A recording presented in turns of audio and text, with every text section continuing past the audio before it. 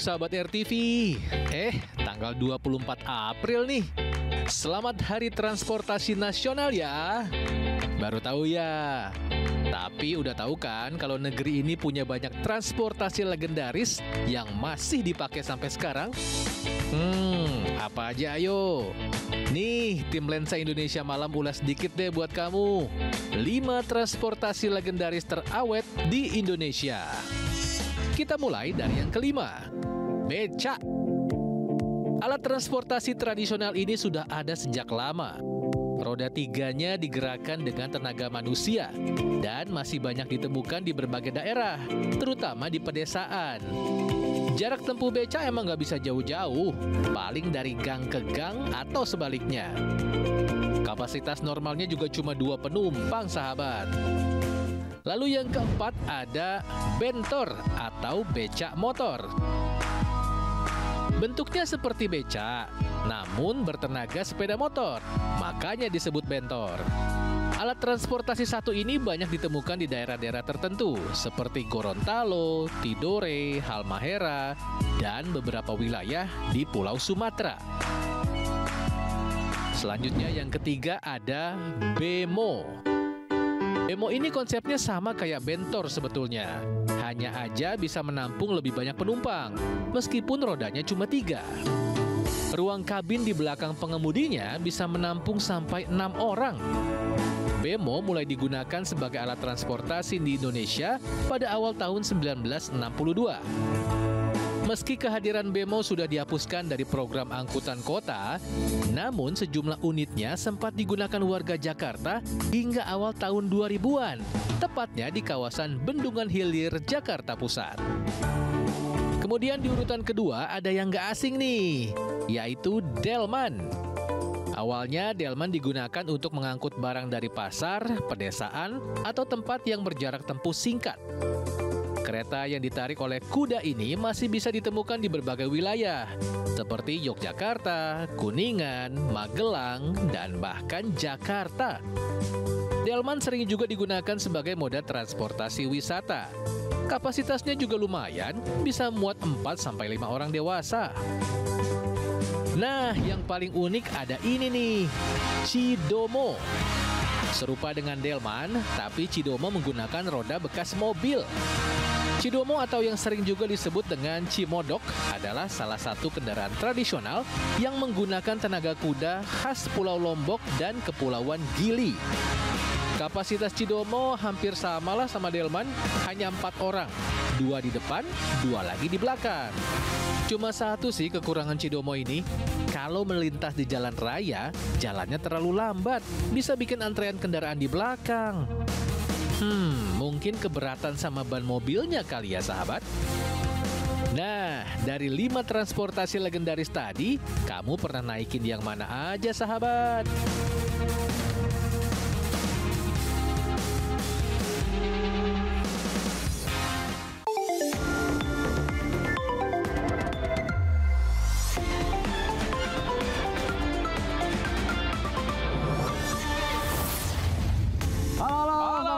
Berjumpa lagi di Lensa Indonesia Malam. Saya Pramodika Samudra. Dan saya Ezra Hadianto. Kita ucapkan selamat Hari Transportasi ya untuk negara kita nih, Indonesia nih. Semoga transportasi Indonesia semakin maju. Terutama transportasi publik ya. Iya dong. Semakin nyaman ya kan, semakin terjangkau gitu juga kan. Jadi sehingga pengguna transportasi semakin meningkat gitu kan. Itu dia, goalsnya ke sana. Mengurangi kemacetan nggak sih? Itu intinya. Mengurangi kemacetan, mengurangi polusi udara. Iya nggak? Nah, seperti biasa nih Lensa Indonesia Malam hadir dengan sejumlah informasi-informasi yang patut kamu simak nih. Kita mulai dari apa nih, Zra, sekarang, Zra? Enaknya kita mulai dengan yang agak-agak rame-rame gitu ya. Yang heboh-heboh, yang cocok sih malam-malam gini kan, biar pada melek gitu kan. Betul. Nonton Lensa Indonesia Malam, apa nih, Zra? Nah, ini ada yang lagi rame dan juga seru, tapi sebaiknya nggak dicontoh sih. Kenapa tuh? Ini ada yang rame-rame. Soalnya sampai pukul-pukulan cuy. Nah, ya nggak boleh dicontoh lah itu. Disayangkan sebenarnya. Di mana sih? Di ring tinju? Kagak, mending di ring tinju. Memang tujuannya itu gitu kan. Terus? Ini justru rame-rame pukul-pukulan di sidangnya. Hasto. Walah. Kok bisa gitu? Bukannya sidangnya ini cuma mendengarkan keterangan saksi doang ya? Nah, kalau dengerin aja sampai tonjok-tonjokan, gimana kalau tukar pendapat? Bisa injek-injekan nggak tuh? Ngeri. Kita lihat nih.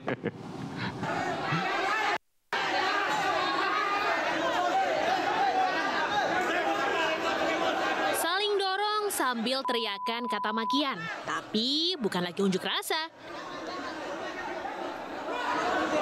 Beginilah situasi panas saat sidang kasus dugaan suap PAW anggota DPR Harun Masiku dengan terdakwa Sekjen PDIP Hasto Kristianto di PN Jakarta Pusat Kamis siang.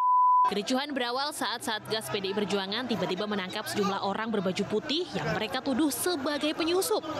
Bukan cuma menyeret keluar, massa yang ada di lokasi mencoba memukul orang-orang yang mereka tuduh penyusup ini. Polisi dan petugas keamanan berusaha menenangkan situasi dan mengamankan orang-orang ini, tetapi massa yang emosi mencoba merangsek untuk memberi salam olahraga. Tim kuasa hukum Hasto menduga orang-orang ini massa bayaran yang sengaja didatangkan untuk membuat kegaduhan. Jangan sampai terprovokasi ya. Terbukti bahwa banyak yang punya kepentingan sehingga harus membayar pendemo, harus membayar massa atau orang-orang yang mohon maaf tidak mengerti apa persidangan ini juga pun tidak mengerti. Agenda sidang kasus dugaan suap PAW anggota DPR Kamis ini adalah mendengarkan keterangan saksi. Dari Jakarta, Andreanus, RTV. Tuh, seru nggak? Ngeri lah, itu bukannya seru. Iya, tonjok-tonjokan bukan diring tinju ya. Lagi di persidangan lagi yang harusnya berjalan dengan hikmat gitu kan, mendengarkan keterangan saksi. Betul, jadi kan kita sebenarnya kehilangan esensi dan substansi dari sidangnya sebenarnya. Betul, ya semoga kedepannya ini bisa lebih rapi lagi, bisa lebih teratur gitu ya. Betul. Nah, kita ke informasi selanjutnya nih, Zra. Ini kemarin kan lagi rame nih kasus penahanan ijazah karyawan. Oh, di Surabaya ya? Yang di Surabaya, yang akhirnya tuh gudangnya tuh disegel. Betul. Ini sebelah sini. Ada lagi yang baru, Zra. Ada lagi? Ada lagi nih di Pekanbaru Riau nih, Zra. Ini sampai wamen nih turun tangan, Zra. Waduh, kalau sampai pemberita turun tangan berarti ini lebih parah lagi dong. Nah, apakah akan bernasib serupa dengan yang di Surabaya nih? Nih informasinya nih. Saya yang bayar, kamu tahu sampai kelamaan. Ambil jasa sekarang. Enggak, Pak. Kalau minta saya nggak bisa, Pak. Lalu siapa yang bisa? Siapa sih ini marah-marah? Oke, Anda Mungkin itu yang ada di benak para resepsionis ini saat melihat kedatangan rombongan yang ternyata dari Kementerian Ketenagakerjaan Republik Indonesia. Ini saya dipaksa. siapa yang maksa kamu? Siapa yang maksa? Ujung perang aja begitu ya ngomong paksa. Dan yang lagi meradang ini, Wakil Menteri Naker, Immanuel Ebenezer. Yang paksa, siapa yang maksa kamu? Kalau saya tadi itu bilang telepon. Dia marah-marah karena ada lagi nih kasus penahanan ijazah mantan karyawan di perusahaan. Tapi kali ini kejadiannya di sebuah perusahaan ekspedisi yang ada di Pekanbaru Riau. Sama nih kayak Surabaya nih, konyolnya nih. Ada 12 orang mantan karyawan yang ditahan ijazahnya. Alasannya sih sebagai jaminan jika ada barang perusahaan yang hilang. Saya minta laporannya, jangan Tapi anehnya, sampai para pekerja berhenti, ijazah mereka nggak juga dikembaliin. Malah mereka dimintain denda dengan jumlah yang bervariasi. Mulai dari 5 juta rupiah hingga 13 juta rupiah. Gara-gara penahanan ini, para mantan karyawan nggak bisa nyari kerjaan lagi di tempat lain. jasa ditahan semua nih. Industrial itu terkait dokumentasi, dia kan dokumentasi pribadi orang yang nggak boleh ditahan oleh siapapun. Kayak tadi mereka mau nyari kerja akhirnya nggak bisa, kenapa ijazah ditahan? Ini kan keterlaluan menurut saya. Dan di Surabaya terjadi juga di Riau, dan saya yakin terjadi di mana-mana. Dan kita akan melakukan sidak itu ke semua tempat, kita nggak peduli. Mereka mau backingnya siapa, kita tabrak. Mari semua. Keterlaluan juga sih ya perusahaannya. Mana pemiliknya nggak ada yang nongol lagi. Takut kali ya. Tapi kalau perusahaan nggak segera mengembalikan ijazah mantan karyawannya, ya terancam disegel. Dari Pekanbaru Riau, Muhammad Yusri, RTV. Tahu film Walid? Oh iya, film dari negara tetangga itu lagi rame. Betul, itu kan rame banget ya kisah tentang pencabulan seorang pemuka agama gitu lah ya. Nah, karena film itu viral nih, ditonton banyak orang dong. Bagus dong. Bagus. Terus? Ternyata ada orang-orang itu yang baru sadar kalau ternyata mereka tuh dilecehkan, Zra. Bentar, jadi setelah nonton Walid, ada yang baru sadar bahwa selama ini mereka adalah korban dari Walid. Betul, karena kasusnya tuh serupa, mirip gitu. Bahkan si pelaku ini nih sampai dijulukin Walidnya Lombok. Aduh. Nah, kita lihat aja nih informasi selengkapnya nih, coba. Mana sih? Bunyi macam Kak Iza risau kalau Walid nikah dengan budak tu. Akak tak bantah. Apa-apa pun mesti Kak Rabia dapat lebih. Tahu kan tokoh Walid di serial Bid'ah ini? Karismatik tapi sesat. Pimpinan sekte yang memanipulasi ajaran agama untuk memuaskan hasrat pribadi. Sebab itu adalah Ternyata bukan cuma cerita fiksi yang ada di film-film. batin saja. Perkenalkan AF, pria berusia 52 tahun yang menjadi ketua yayasan pondok pesantren di Gunung Sari, Lombok Barat, Nusa Tenggara Barat. AF ini dijuluki Walid Lombok, soalnya pucatnya sama. Motif dan cara yang digunakannya juga mirip dengan karakter Walid di serial Malaysia yang viral di media sosial. Bahkan, serial ini pula lah yang mendorong para korban berani bersuara dan melaporkan kelakuan bejat Walid Lombok ini. Salah satu modusnya adalah mendatangi korban di kamar dan melecehkan dengan dalih mengajarkan doa.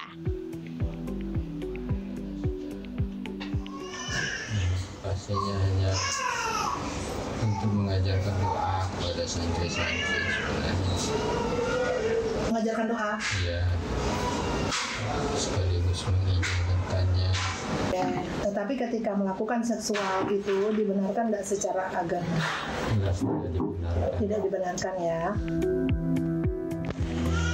Ada beberapa laporan yang masuk ke polisi terkait persetubuhan dan pencabulan. Total korbannya 10 orang. Kita akan melakukan pemeriksaan, kelengkapan pemberkasan tentunya ya. Karena ada beberapa korban juga yang baru melapor pagi tadi. Tersangka melakukan perbuatan mesum ini sejak 2015 hingga 2021. Kebanyakan korbannya sudah menjadi alumni. Diduga ada korban lain yang takut untuk melapor. Polisi menghimbau para wali santri untuk melapor jika anggota keluarganya ada yang menjadi korban. Ada yang disampaikan Bapak? Dari Mataram, Nusa Tenggara Barat, Sofiana Mufidah, RTV. Kurang ajar ya. Tapi Miris, ini efek baik ya, efek baik dari film. Menyadarkan orang-orang. Betul, karena mungkin mereka tuh tidak tersadar kan karena mungkin doktrin-doktrin ya kan yang diajarkan di lingkungan itu pas nonton wah ternyata salah ini gitu. Film ini memberikan edukasi ya, menyadarkan betul. Sip, mantap. Lanjut Ezra. Kita pindah ke Jakarta sekarang. Ya. Nah, ini masih berkaitan dengan suasana berkabung ya atas wafatnya Paus Fransiskus. Ya. Nah, di Gereja Katedral Jakarta ini tadi malam ini menggelar misa namanya Misa Requiem atau misa arwah untuk mengenang Sang Bapa Suci. Nah, misa tersebut disambut antusias dan berjalan dengan aman, penuh hikmat dan juga khusyuk begitu ya. Kita lihat informasinya. Ya, sahabat RTV, hari ini ribuan umat Katolik menghadiri misa requiem atau misa arwah untuk mengenang dan mendoakan pemimpin Gereja Katolik Dunia mendiang Paus Fransiskus di Gereja Katedral Jakarta Pusat. Dan tadi juga misa ini sudah dimulai pada pukul 6 sore waktu Indonesia bagian Barat yang dipimpin langsung oleh Duta Besar Tahta Suci Vatikan untuk Indonesia yaitu Monsignor Piero Popo dan didampingi oleh Uskup Agung Jakarta Kardinal Ignatius Suharyo dan juga Ketua Konferensi Wali Gereja Indonesia Monsignor Antonius Subianto Bujamin. Dan tadi juga berdasarkan pantauan kami ini misa arwah berjalan dengan tenang dan penuh hikmat begitu ya, terutama saat pembacaan doa untuk mendiang Paus Fransiskus. Dan tadi kalau kita lihat juga berdasarkan pantauan kami hadir juga tamu-tamu diplomasi dari sejumlah negara dan juga hadir Menteri Agama Nasaruddin Umar yang tadi menyampaikan pernyataan sebelum bisa dimulai, yaitu menceritakan soal kedekatannya dengan mendiang Paus Fransiskus terutama saat kunjungan apostolik ke Indonesia pada September lalu. Dan berdasarkan itu juga tadi kalau kami lihat ini ya, umat Katolik sudah hadir sejak siang meskipun memang acara misa arwah ini baru dimulai pada pukul 6 sore. Namun tadi juga animonya yang luar biasa, bahkan terlihat saat misa dimulai ini masih masih banyak sekali umat Katolik yang tidak mendapatkan tempat duduk. Karena memang berdasarkan informasi yang kami terima dari pihak Katedral Jakarta, ini menyediakan sebanyak 2.500 kursi yang disediakan di sejumlah titik, salah satu seperti di area dalam gereja, di tenda sekitar Gereja Katedral Jakarta, di Geraha Pemuda, dan juga di area Plaza Maria. Paus Fransiskus sendiri disemayamkan di Basilika Santa Petrus di Vatikan untuk penghormatan publik terakhir kali sebelum nantinya dimakamkan di Basilika Santa Maria Maggiore di Roma, Italia. Dari Jakarta, Olivia Ferrari dan Nandar Sunandar, RTP. Kita ke informasi selanjutnya, Zra. Apa nih? Kita ngomongin soal ibadah haji. Wah, udah sampai mana nih proses persiapannya nih? Nah, jadi kan ibadah haji ini akan mulai nanti jemaah tuh berangkat bulan Mei. Nah, sekarang ini persiapannya udah rakernas konsolidasi nih, Zra. Ya, semoga lah ya dengan persiapan yang matang ya. Ini kan berarti kan sekitar udah nggak ada kurang dari sebulan lagi ya. Iya. Semoga semuanya berjalan dengan lancar. Amin. Kita simak informasinya. 2025 Masehi. Tadi sama-sama kita... Sahabat, musim haji bentar lagi nih. Supaya penyelenggaraan haji tahun ini berjalan lancar, Rapat Kerja Nasional Konsolidasi digelar. Kegiatan ini berlangsung di Asrama Haji Embarkasi Jakarta Bekasi pada Rabu malam. Rakernas ini dihadiri dan dibuka langsung Menteri Agama Republik Indonesia Nasaruddin Umar. Diharapkan raker ini bisa memperkuat sinergi dan koordinasi antara pemangku kepentingan dan tidak ada kendala apapun. Tapi prinsip semua yang prinsip-prinsip itu sudah selesai. Hotel di Mekah, hotel di Madinah, dia juga termasuk catering, termasuk kendaraan, bus-bus, dan termasuk juga pesawat itu semuanya sudah selesai. Bahkan juga sekarang ini sedang proses pempisahan dari dalam rangka mengikuti kegiatan. Sinergi antara BP Haji dan Kemenak ini akan diawali dengan identifikasi berbagai permasalahan di tahun-tahun sebelumnya. Para strategis kita perbaiki dan sekaligus mengantisipasi kemungkinan kesalahan-kesalahan yang akan muncul pada tahun ini. Sehingga alhamdulillah semuanya bisa kita kerjakan dengan baik. Rakernas konsolidasi ini berlangsung selama 2 hari, kemarin dan hari ini. Diharapkan pelaksanaan haji tahun ini bisa berjalan dengan baik dan lancar. Dari Kota Bekasi, Jawa Barat, Andika Fadil Utomo, RTV. Dengan demikian, Rakernas konsolidasi